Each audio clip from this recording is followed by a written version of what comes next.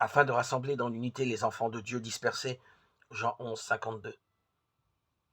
Quel père, quelle mère n'a pas le cœur déchiré de voir ses enfants se dresser les uns contre les autres ou s'ignorer dans une indifférence complète?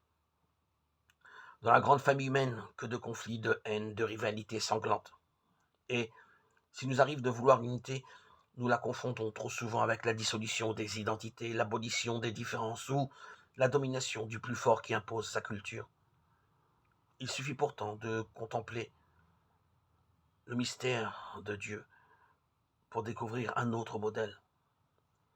En Dieu, Père, Fils et Esprit Saint, l'amour crée l'unité, sans fusionner les identités.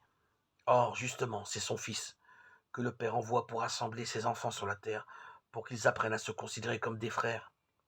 Le Christ est le bon berger qui ne renonce jamais à partir à la recherche des brebis perdues. Il ne veut en perdre aucune, car il connaît chacune par son nom. Quand il les a toutes rassemblées, il se met à leur tête pour les conduire vers les pâturages. Un seul troupeau, un seul berger, une seule destination, le royaume de Dieu. Ce que le monde disperse, Dieu le rassemble.